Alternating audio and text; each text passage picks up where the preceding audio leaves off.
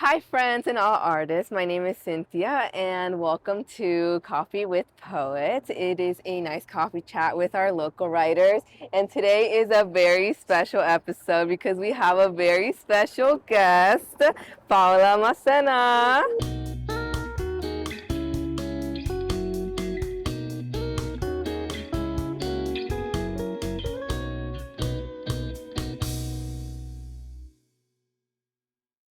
All right, for those of you who don't know, Paula Macena is actually the founder and director of our platform, Welcome to Pluto's. However, above all, she is a writer. Paula is a Brazilian American who grew up in New Jersey and currently resides in Los Angeles. Her most recent poetry book, When the World Ends This Time, was released in November 2025. She is determined to providing a platform for writers with Welcome to Pluto's and creating spaces for writers to connect, share, and collaborate. So Paula, thank you so much for being here. Before we dive into you as a writer and Welcome to Pluto's, we have to go through our usual routine. So what did you order today? I ordered an iced cappuccino, which is like basically gone now. And I usually get 2 raw sugars in it. And that's it. Oh, is that your usual coffee drink? It's then? one of them, yeah. For the past month, I've always been getting here. They had like a gochujang syrup, which was kind of spicy. That was my favorite, but it's gone now, so I'll miss it very much. Back to the basics. Back to the basics. This Coffee with Poets episode is actually really special because it will be released on Pluto's anniversary month in June. Pluto's first event was actually held on June 24, 2023. How does it feel to have 3 years of Pluto's now? It's kind of wild because like I feel like I started it right when I moved here, and it was completely by accident. Because I feel like that's something I need to mention because people often ask me, how did Pluto start? How did you think of it? And when I first moved here, I didn't know anyone. I was releasing a book that same month, my first poetry book. And then I wanted to do a release party. Yeah, so it started by accident. I wanted to do a book launch party, but I barely knew anyone. So my partner was kind enough to help me put something together. I DM'd random poets that were local on Instagram that I had no connection to. And I was like, hey, do you want to read at this event? My partner got his friend to DJ, and we got a house. It was in the IE, and because that's where I was living at the time. I was in Riverside. Yeah, and I really liked hosting it. It was a great turnout. I think like 50 people came. Nice. And I was like, oh, this is dope. I want to do it again. And I just kept going from there. Okay, awesome. Yeah, because I read that the first event was at a home for a book launch. Yes. It was your book. It was my then. book launch. Okay, yeah. awesome. What was the book called? Penance of the Byronic Hero. But I don't talk about it much. But it was an era. It was a moment, and that was how it started. So okay, awesome. Yeah. And then this is kind of ties along to what you already have been talking about, but how did the idea of building an online writer community come about, and why the name Welcome to Pluto's? So it started by accident. Yeah. I initially had my Instagram username, my personal one, has been Pluto Paula since I was like 14. Just because I felt like it. And I tried changing it at one point when I was like 18 because I was like, this feels childish. I'm mature now, like 18-year-olds do. And everyone in my life was like, change it back right now. Like that username is so much better. So I did, and I felt stuck with it. And I had a spam account actually that was initially called From Pluto's Archive. So my first events of that year were under the name Pluto's Archive. And then as it developed, I just changed the username to Welcome to Pluto's and kept hosting events under that. And Pluto's doesn't really mean anything. Like it just sounded cool. Yeah. People in my life seemed to really like the name Pluto, so then I kind of ran with it. Pluto Paula kind of like flows off the tongue. Really yeah, nicely. Exactly. That's what everyone told me. They were like, "This is a sick name. You need to keep it." So I was like, "All right, I guess." But obviously, I'm glad I did. Yeah. Yeah. Okay. Cool. Welcome to Pluto's does monthly zines where the work of local writers and artists is featured. What has been your favorite zine you've released so far? Ooh, that's really hard, actually. I do like the most recent one we put out. Well, by the time this video comes out, it won't be the most recent. But the one that we released, I think in February or March, Heaven is a Mosh Pit. I really enjoyed putting that one together. It came out really beautifully. Really love all the work that was in it. Another one that comes to mind was a smaller one called Portals. And I just really loved the work that was submitted to that one. It was so beautiful. I loved how I up until now, our upcoming zine, which is called Rebel Rebel, is made now by the publication team that we have. But prior to that, I've been doing all of the zines kind of on my own, occasionally collaborating with other editors. But yeah, it's been mainly me. So they've all been really fun to put together. Another one of my favorites is called Extraordinary Lives. It has like this pink cover, and I used all of the paintings in the public domain to use on the cover because I felt like it fit the theme. So I've learned a lot of designing and making all the zines. So yeah, it's been a really fun process. Because it's not only like the poems in the zine, it's also like artwork or like we include artwork, and we do a layout for, well, I've done a layout for all of them, honestly, on Canva. And it's been, shout out Canva. Honestly, it's so accessible and so easy. Yeah, it is. So yeah, it's been really wonderful to see all these things come together, and also see how my own design work has improved in creating content for Plutos. Talking about Heaven is a Mosh Pit, do you want to show us your shirt? Available online, right? Shop now. And I've heard that this pulls people will hit on you in this shirt like crazy. Everyone who's bought this shirt has been like 5 people came up to me and asked for my number, and I was like, that's wild. So this is your selling point right here. If you want to pull someone, perfect. This is the shirt to wear. Okay, and then what about your favorite events you have held? You've had multiple, you've been having more lately. Yes, I have. Busy, but what has been your favorite event? Definitely, I've been saying this to everyone, the Make Poetry Punk Again event from this year has been, it's been an annual event since we first started Pluto. This was the 3rd one. Everyone who asked me about it, like, oh, how was it? I'm like, that was my magnum opus. Like, that went perfect, like better than I could have imagined. It was an amazing turnout. It was a house show, and I love a house show. The bands were sick. The owners of the house were so kind. Everyone really listened to the poetry, and it's so important to me that people are there for the poetry. Vendors were great. It was overall just like a wonderful night, and we used that to fundraise to communities affected by ice. I think we raised over $1,500. That's awesome. So, yeah, so that one was definitely my favorite. I had a blast. It was really good. Yeah, hands down. Okay, so now we're moving on to your actual personal writing. You described your newest chapbook, When the World Ends This Time, as your friendly neighborhood apocalypse. Why did you choose that imagery, and what does it say about the tone of the book?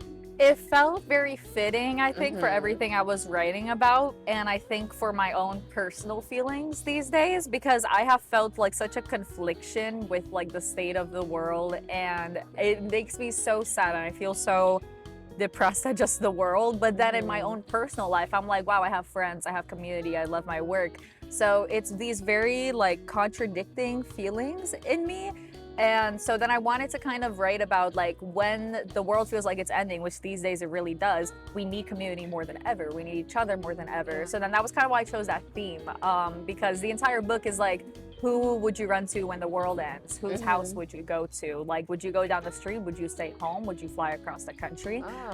So that's kind of the main thing that I like, I guess, that I talk about in this book. And like the titular piece, the poem that I wrote, When the World Ends This Time, it pretty much covers exactly that, where it's like the world feels like it's ending, everything sucks, but there's still things to do and people to turn to.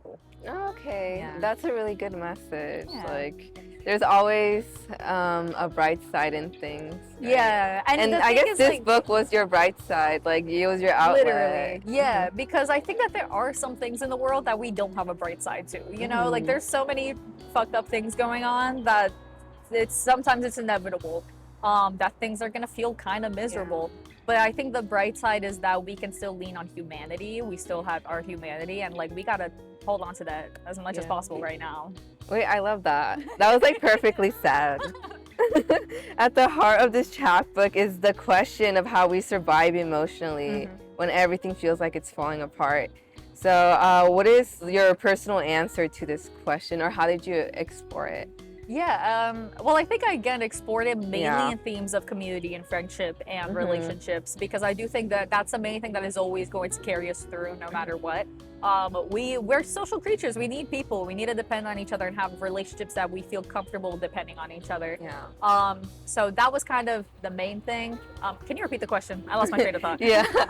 You kind of already answered it. It was like, what was your personal answer to the question? How was it's it just the people in my life, like, because obviously I'm not from California. I moved across the country here, and my first year living here, I had my partner, but I didn't have my community, so I felt very lonely. Until I got to the point where I could build that. And then once I did, and I made my friends and I had Plutos, I felt so at home here and so comfortable. And I was like, okay, like, it really is people that's a home, you know? Like, I feel like that's always what it comes down to. That's what makes a home.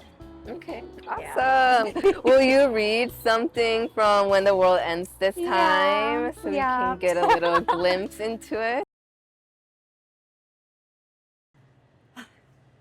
When the world ends this time, you know what to do. You hoard the worst of your abilities and store them where the sun don't shine. You try not to feel aghast at the possibilities. Try not to think that something must have flipped upside down along the way.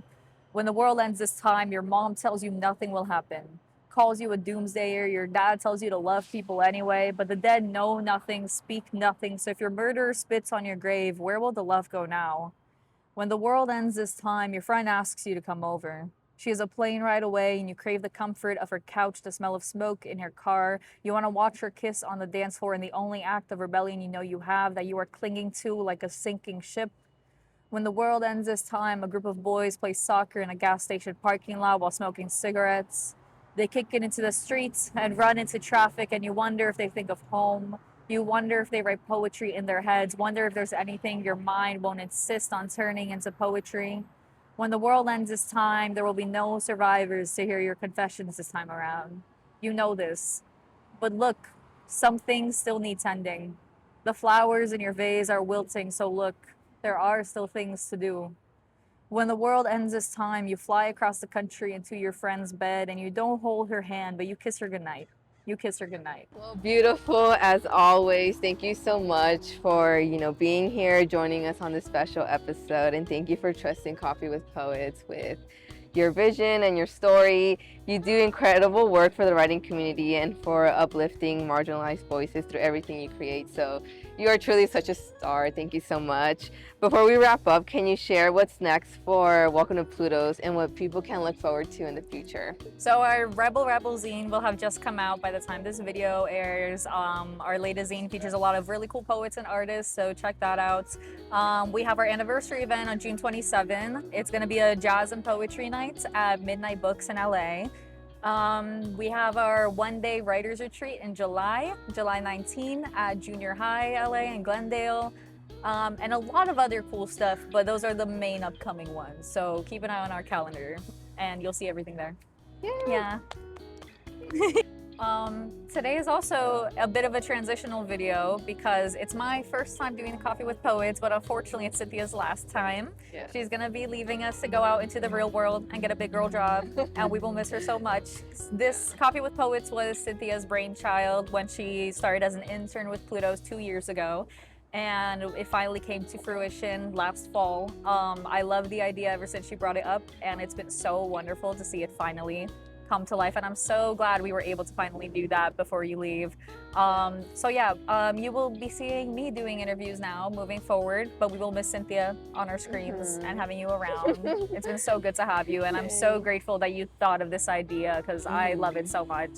Yeah, thank you so much for really trusting me with this. Like, I love just like the community that you built, and I just wanted to create a space for, your poets to have like an actual space to like express themselves and talk more about their work. And I also want to shout out Jonathan and Paris. They're like behind the cameras. They've been helping film this. We love them so much. Wait, how do I? It's tilted down. Hold on. Oh my goodness. I don't know if that's gonna work. That works a little. Yeah, literally. Hey. But yeah, I can see you here. Jonathan and Paris have been filming and editing all of these. And they've been wonderful. It really couldn't have been possible without them. But I'm really like happy to hand this over to Paula since this is her organization, and there's really no one else that can relate and understand our writers better than you. So yeah, I'll still be around. Yeah, but, you'll be around, but we'll Mhm. miss you, having you here. Mhm. And Paris and Jonathan will be taking over Cynthia's position as lead, and I'll be interviewing. So, Yeah, thank you guys so much.